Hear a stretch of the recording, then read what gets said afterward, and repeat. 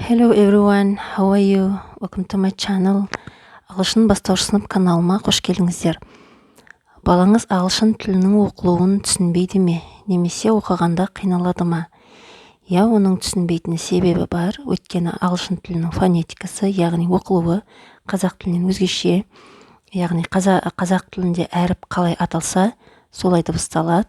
Яғни әріптің аталуы мен дыбысталуы бірдей, ал ағылшын тілінде олай емес. Ағылшын тілінде 26 әріп болғанымен, бір әріптің өзі бірнеше түрлі болып оқылады, және екі әріптің қосылып бір ғана дыбыс беретіні тағы бар.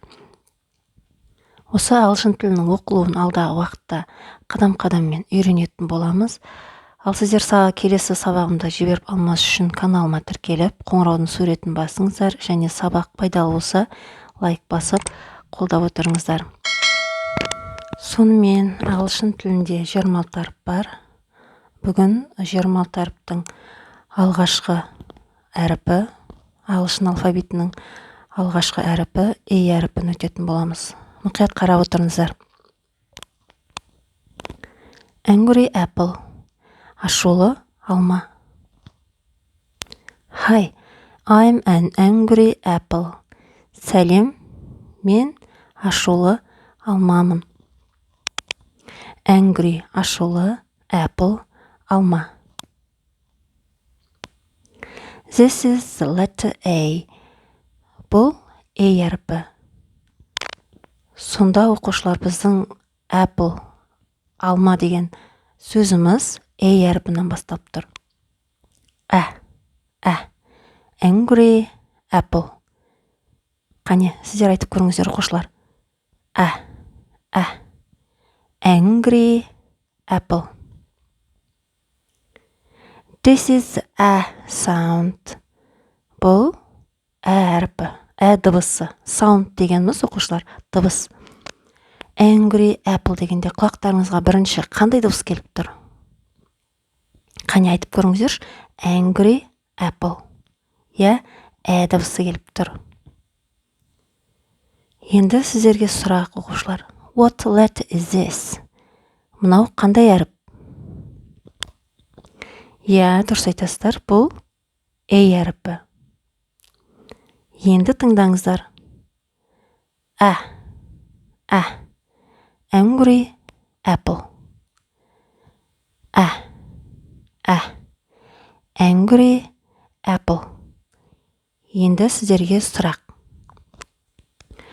What's the beginning sound? Қандай дыбыстан бастап тұр? Angry apple. A әріпі болғанымен, қандай дыбыс беріп тұр? Я, дұрыс айтасыздар, дыбысын беріп тұр. Дыбысынан бастап тұр. Яғни A әріпі болып оқылып тұр. Яғни біздің A әріпіміз болып оқылады, дыбысталады. Оқушылар, шатастырмаңыздар. Қазақ тілінде қалай аталса, солай дыбысталады. Мысалы, қазақ тілінде бұл әріп А болып аталса, солай А болып оқылады. Ал ағылшын тілінде бұл әріп A әріпі болып оқылады. A